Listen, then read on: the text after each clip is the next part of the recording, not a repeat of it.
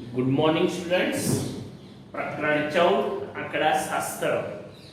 આંકડાશાસ્ત્રની અંદર આવૃત્તિ વિતરણ કોષ્ટક બનાવવા વાળા દાખલા એટલે કે આપણને આપેલી માહિતીના આધારે જુદી જુદી માહિતીના આધારે વાયુઓનું પ્રમાણ, જેમ કે એક દાખલો આપણે જોઈ ગયા હતા સલ્ફર ડાયોક્સાઇડનું પાર્ટ્સ પર મિલિયન પ્રમાણ. અગાઉના લેક્ચરમાં તમે શીખ્યા હતા પાઈની કિંમતનું મૂલ્ય 3 પોઈન્ટ પછી જે 50 અંકો સુધી જે અનંત વિસ્તરણ આપેલું 50 અંકો સુધીનું, એમાંથી આપણે જુદા જુદા અંકો 0 થી 9 ને કેટલી વખત આવે છે એના આધારે આપણે આવૃત્તિ વિતરણ કોષ્ટક તૈયાર કર્યું હતું. એવા દાખલા આપણે સમજી રહ્યા શીખી રહ્યા છે. લગભગ આપણે આ સ્વાધ્યાયના અંત તરફ આવી રહ્યા છે. 1 થી 7 દાખલાઓનો આપણે વિગતવાર અભ્યાસ જોયો છે. અગત્યના દાખલા શીખવાડ્યા છે, કોઈ દાખલા જાતે પણ આપ્યા હશે. બરાબર છે. તમારે સમજવાનું, રકમના આધારે એને વાંચવાનું, વિચારવાનું અને આવૃત્તિ વિતરણ કોષ્ટક બનાવવામાં સહેજ પણ ઉતાવળ કરવાની નહીં. દરેક હરોળને શાંતિથી જોવાનું, કયો અંક આવે છે, કયા વર્ગો બને છે એને સમજવાનું અને એના આધારે જ આપણે માહિતીને લખવાની રહેશે. અને આ રીતે આપણે આખા દાખલાને ગણી શકીએ. બરાબર છે. તો આજના લેક્ચરમાં આપણે દાખલા નંબર 8 થી શરૂઆત કરીએ. એની રકમ વાંચીએ, સમજીએ અને એની અંદર માંગેલા પ્રશ્નોના જવાબને આપણે આપીએ.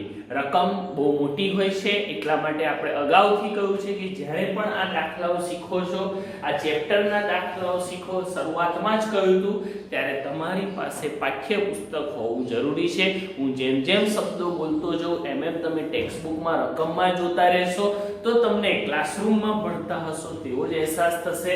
એટલા માટે પાઠ્યપુસ્તક એટલે કે ટેક્સ્ટબુક તમારી પાસે રાખો અને દાખલાની રકમને વિગતવાર સમજો મારી જોડે. બરાબર. તો શરૂઆત કરીએ. સ્વાધ્યાય 14.2 દાખલા નંબર 8. રકમ આ પ્રમાણે છે, જુઓ. 30 બાળકોને પૂછવામાં આવ્યું કે ગયા અઠવાડિયામાં તેમણે કેટલા કલાક ટીવીના કાર્યક્રમ જોયા. ટોટલ વિદ્યાર્થીઓની સંખ્યા કેટલી છે? 30.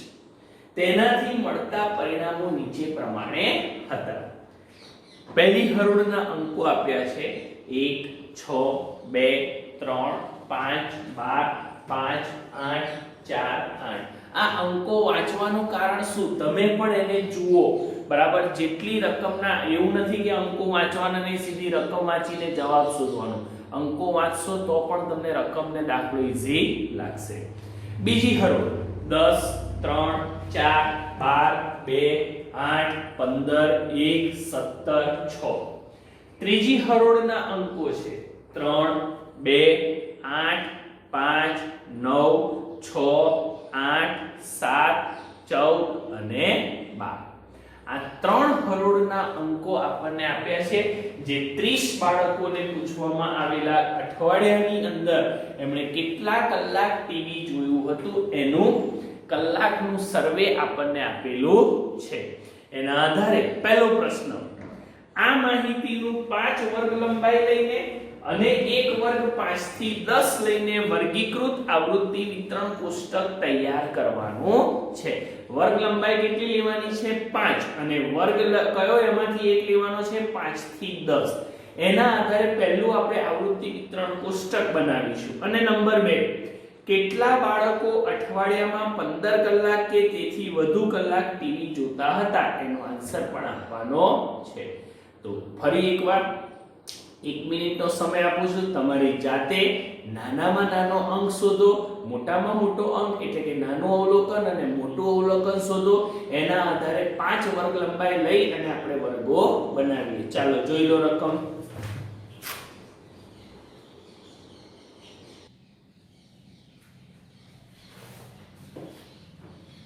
ચાલો રકમના આધારે આપણે હવે શું તૈયાર કરીશું? આવૃત્તિ વિતરણ કોષ્ટક.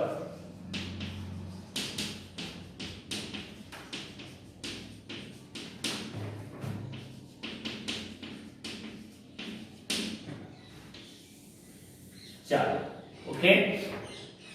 પહેલું તો આપણને જે માહિતી આપી છે એના આધારે જે અંકો આપ્યા છે એ કલાકોની શું આપી છે? સંખ્યા. એટલે પહેલું ખાનું ટીવી જોયેલા કલાકોની સંખ્યા. ચાલો, ત્યાર પછીનું ખાનું આવૃત્તિ ચિહ્ન, અને ત્યાર પછીનું ખાનું આવૃત્તિ. ચાલો, ઓકે. આ રીતે આપણે શું પાડી દેવાના, એના ખાના પાડી દેવાના. હવે આપણે નાનામાં નાનો અંક જોઈશું. તો નાનામાં નાનો અંક 1 છે. જુઓ, 1 કલાક, બરાબર. અને મોટામાં મોટો અંક જોઈશું તો એ કયો મળે છે આપણને? 17.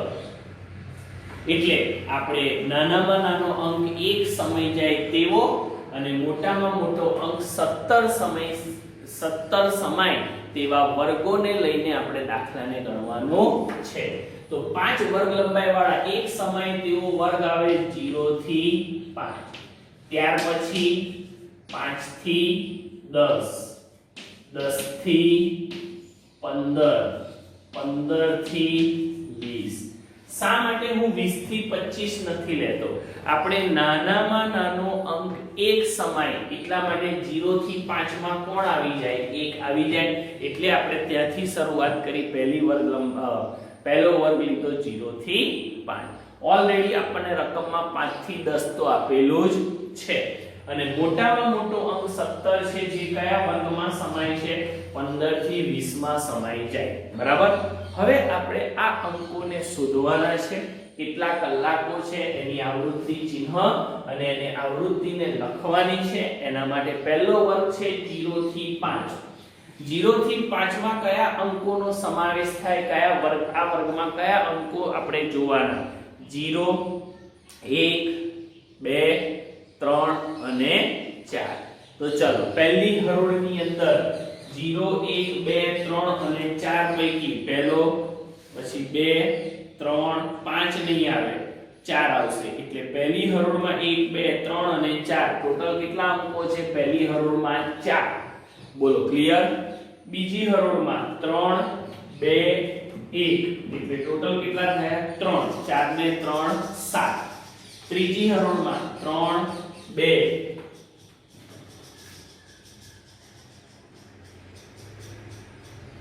ચાલો 3 ત્રીજી હરોળમાં 3, 2 અને 1 એમ કરીને 3 થશે, બરાબર. અને આની અંદર 3 અને 2 એટલે ટોટલ કેટલા થયા ગણતરી કરીએ તો ટોટલ આપણને 1, 2, 3, 4, 5, 6, 7, 8, 9 અને 10 અંકો એવા છે જે 0 થી 5 માં આવે છે. 1, 2, 3, 4, 5, 6, 7, 8, 9, 10. ટોટલ કેટલા અંકો થયા? 10, બરાબર. ચલો, હવે નેક્સ્ટ આપણે વર્ગ લઈએ 5 થી 10. કયા અંકોનો સમાવેશ થશે? 5, 6, 7, 8 અને 9. તો પહેલી હરોળ, એની અંદર 5, 6, 7, 8 અને 9. તો ચલો, 5 પહેલીમાં 6 આવે છે, 1, 5 બે વખત આવે છે એટલે 2, 1 ને 2, 3, 8 બે વખત આવે છે એટલે 3 ને 2, 5. એટલે 1, 2, 3, 4 અને 5. પહેલી હરોળમાં કેટલા છે? 5. એવી રીતે બીજી હરોળની અંદર 8 આવે છે અને 6 આવે છે. ત્રીજી હરોળની અંદર 8, 5, 9, 8 અને 7. એટલે કે 3, 5 ને 3, 8 ને 5, 13. ટોટલ કેટલા થયા? 13 વખત. 1, 2, 3, 4, 5, 6, 7, 8, 9, 10, 11, 12, 13. ટોટલ કેટલી વખત? 5 થી 10 વર્ગમાં કેટલા અંકો આવે છે? 13 અંકો આવે છે. ચાલો, નેક્સ્ટ વર્ગ છે 10 થી 15. તો કયા કલાકો થાય? 10, 11, 12, 13 અને 14. આટલા અંકો 10 થી 15 ના વર્ગમાં આવશે. તો 10 પહેલી હરોળમાં 12 છે. બીજી હરોળની અંદર તમે જોશો તો 10, 12, 15, બરાબર. 17 નો સમાવેશ અને 15 નો સમાવેશ એમાં નહીં થાય. અને અને ત્રીજી હરોળમાં 14 અને 12 એમ કરીને ટોટલ કેટલા છે 5 1 2 3 4 અને 5 આટલા અંકોનો સમાવેશ એમાં થશે નેક્સ્ટ વર્ગ છે આપણી પાસે 15 થી 20 કયા અંકો આવશે 15 16 17 18 અને 19 તો એની સંખ્યા ઓછી છે 15 17 બરાબર માત્ર બે જ અંકો છે તમે જુઓ એ પણ બીજી હરોળમાં 15 અને 17 એનો સમાવેશ એની અંદર થાય છે એટલે માત્ર બે જ અંકોનો સમાવેશ થાય છે 1 અને 2 ચાલો હવે સરવાળો કરીએ એટલે કે કુલ 3 ને 5 8 8 ને 2 10 વધી 1 ને 1 2 ને 1 3 કુલ સંખ્યા કેટલી થઈ 30 બરાબર આપણે શેનું સર્વે કર્યું હતું 30 બાળકોનું સર્વે કર્યું હતું જેમાં કેટલા કલાક તેમણે ટીવીના કાર્યક્રમો જોયા તો પહેલો પ્રશ્ન હતો આ માહિતીનું 5 વર્ગ લંબાઈ લઈને બરાબર પહેલો પ્રશ્ન આપણે 5 વર્ગ લંબાઈ લઈ એક વર્ગ 5 થી 10 બનાવી અને વર્ગીકૃત આવૃત્તિ વિતરણ પુસ્તક તૈયાર કરવાનું જે પૂછવામાં આવ્યું હતું એને શોધી કાઢ્યું બરાબર એને સરસ રીતે ફૂટપટ્ટી પેન્સિલ વડે ખાના પાડી દેવાના એટલે આપણું લખાણ કમ્પ્લીટ દેખાય બરાબર છે તો પરીક્ષાની અંદર આ જ રીતે શાંતિથી આપણે શું તૈયાર કરવાનો આવૃત્તિ વિતરણ પુસ્તક ઓકે નેક્સ્ટ કેટલા બાળકો અઠવાડિયામાં 15 કલાક કે તેથી વધુ કલાક ટીવી જોતા હતા એક અઠવાડિયામાં જે બાળકોએ 15 કલાકથી વધુ ટીવી જોયું હોય તો 15 કલાક માટેનો જે 15 કલાકથી વધુ તો આ 0 થી 5 કલાક માટેનો વર્ગ છે આ 5 થી 10 કલાક માટેનો વર્ગ છે આ 10 થી 15 કલાક માટેનો વર્ગ છે આપણને પૂછ્યું છે 15 કલાકથી વધુ એટલે કે 15 થી 20 આ વર્ગમાં સમાવેશ થતા વિદ્યાર્થી બાળકોની સંખ્યા કેટલી છે 2 તો લખી શકાય માટે પ્રશ્ન તો કેટલા બાળકો 2 બાળકો પ્રશ્નમાંથી જોતા રહેજો અઠવાડિયામાં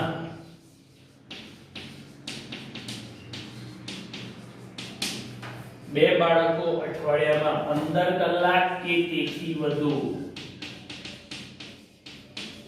15 કલાક કે તેથી વધુ કલાક ટેલિવિઝન જોતા હતા આ રીતે બાળકોએ જોયેલા કલાકોનું સર્વે કરી અને આપણે શું રચ્યું આવૃત્તિ વિતરણ પુસ્તક દાખલા નંબર 8 સ્વરૂપે તમને આપેલું છે જેને આ રીતે 2 કે 3 માર્ક્સની અંદર આવી શકે તેવો આ દાખલો છે કોઈ પણ આવૃત્તિ વિતરણ પુસ્તક જ્યારે તમે બનાવો છો ત્યારે હંમેશા રકમની અંદર આપેલી માહિતીને સૌથી વધુ વખત વાંચવાની 2 વખત વાંચશો તો તમને અંદાજ આવી જશે કે કયો અંક સૌથી નાનો છે કયો અંક સૌથી મોટો છે નાનો અને મોટો અંક શોધવાનું એકમાત્ર કારણ માહિતીનો વિસ્તાર એના આધારે મળે અને આપણે કેટલા વર્ગો સુધી આપણે માહિતી લખવાની છે એને પણ આપણે સમજાવી શકીએ અને એટલા માટે આપણે આવૃત્તિ વિતરણ પુસ્તક જે છે એનો સરળતાથી ઉપયોગ કરી શકીએ આપેલી માહિતીના આધારે તમે કોઈ પણ જવાબ આપી શકો છો ધારો કે તમને પૂછે ભાઈ કેટલા બાળકો 5 કલાકથી વધુ ટીવી જોતા હતા તો આ બધાનો સરવાળો 13 5 2 નો સરવાળો કરીએ તો એ કેટલો થશે 20 બાળકો એમ સરળતાથી ગણતરી કરી શકે આવૃત્તિ ચિહ્ન અને આવૃત્તિઓ દ્વારા આપણે માહિતી મેળવી શકીએ કેટલાક બાળકો 5 કલાકથી ઓછો સમય ટીવી જોતા હતા તો કેટલા બાળકો છે 10 બાળકો આ રીતે તમને જુદી જુદી અસંખ્ય કિંમતો આપે જુદા જુદા અસંખ્ય પ્રશ્નો આપી શકે છે એવું નથી કે ટેક્સ્ટ બુક ની અંદર જે રકમ છે એનું એ આ અંકો બદલી કાઢે 30 ના બદલે 50 બાળકો કરી દે અને પ્રશ્ન બદલી કાઢે એટલે તમારે સામે એક નવો પ્રશ્ન આવી ગયો ખ્યાલ આવ્યો આની અંદર માહિતીનો વિસ્તાર પણ શોધવાનું કહી શકે છે, જુદા જુદા મેં પ્રશ્નો કયા એ પણ બનાવી શકે છે. એટલે આપણે રકમને મહત્વ આપી આવૃત્તિ વિતરણ પુસ્તકને સમજવાનું અને એના આધારે આખા દાખલાને ગણવાનો. બરાબર. હવે એવું નથી હોતું કે આવા દાખલા જે છે 2 કે 3 માર્ક્સમાં આવી શકે. હેતુલક્ષી પ્રશ્નોમાં પણ આ દાખલા આવી શકે છે. હવે તમને એમ થશે કે આટલા મોટી રકમો હેતુલક્ષીમાં આવે, ના આવી શકે. બરાબર છે. પણ એને અનુલક્ષીને બનાવેલા પ્રશ્નો હોય, બરાબર, ગણતરી વાળા MCQ હોય, નાના મુદ્દાઓ, નાના અવલોકનો આપ્યા હોય. જેમ કે અહીંયા એક એક્સ્ટ્રા સમ મેં લખેલો છે, જુઓ. એક્સ્ટ્રા સમ જે છે એ બનાવેલો છે તમારા માટે, જેથી કરીને તમને હેતુલક્ષી પ્રશ્નોમાં પૂછે તો પણ વાંધો ન આવે. રકમ આ પ્રમાણે છે, ધ્યાનપૂર્વક સમજજો. આપણે જે દાખલાઓ શીખ્યા એના કરતાં થોડી જુદી છે.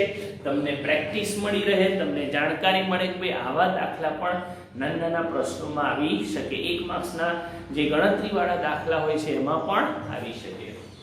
રકમ આ પ્રમાણે છે. સચિન દ્વારા 10 ઇનિંગ્સમાં નોંધાયેલા રન નીચે મુજબ છે. 37 પહેલી ઇનિંગ્સમાં એણે 37 રન કર્યા. ત્યારબાદ 52, 25, 18, 22, 30, 54, 11, 41, 47. આ જે 10 અંકો છે ઇનિંગ્સ ગણી નાખો. 1, 2, 3, 4, 5, 6, 7, 8, 9 અને 10. આપેલી માહિતીનો વિસ્તાર શોધવાનો છે. મેં પહેલા જ કહ્યું કે આ દાખલો હેતુલક્ષી પ્રશ્નમાં આવી શકે એવો છે. આવો MCQ પણ તમારા માટે બનાવી શકે. તો આપણને જે પૂછ્યું છે માહિતીનો વિસ્તાર શોધો. માહિતીનો વિસ્તાર શોધવા માટેનું સૂત્ર તમને મેં થિયરીમાં શીખવાડ્યું છે.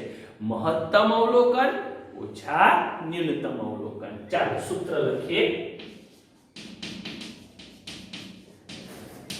માહિતીનો વિસ્તાર બરાબર મહત્તમ અવલોકન માઈનસ ન્યૂનતમ અવલોકન. મહત્તમ અવલોકન એટલે કે મોટામાં મોટું અવલોકન તમે આમાં જોશો તો કયું છે? 54. 54 થી બીજી કોઈ સંખ્યા, બીજું કોઈ અંક મોટો નથી આપેલી ઇનિંગ્સના આધારે. એટલે કે મહત્તમ અવલોકન થશે 54 અને ન્યૂનતમ અવલોકન તમે જોશો તો એક એના પછી છે કેટલો? 11. ન્યૂનતમ એટલે કે નાનામાં નાનું અવલોકન એ કેટલું આપણી પાસે છે? 11. ચાલો, મહત્તમ અવલોકન 54, ન્યૂનતમ અવલોકન 11. 4 માંથી 1 જાય એટલે 3, 5 માંથી 1 જાય એટલે 4. તો સચિન દ્વારા 10 ઇનિંગ્સમાં નોંધાયેલા રનની માહિતીનો વિસ્તાર કેટલો છે? 43 છે. આ રીતે 1 માર્ક્સના હેતુલક્ષી પ્રશ્નોમાં પણ દાખલા આવી શકે. બરાબર. તો તમને અગાઉ સમજાવ્યું તેમ બધા જ દાખલા સરસ રીતે નોટબુકમાં ઉતારો. એક્સ્ટ્રા દાખલાને પણ કન્ટિન્યુઅસ લખજો. એના માટે કે અલગ નોટ બનાવવાની જરૂર નથી. મેથડ વાઇઝ હું જે ગણાવતો રહો એ જોડે ને જોડે લખતા રહેજો. સમગ્ર વર્ગ ક્લાસ ટીચરને સેન્ડ કરતા રહેજો. આવા દાખલા હજુ પણ આપણે શીખતા રહીશું, પ્રેક્ટિસ કરતા રહીશું. બરાબર. ચાલો.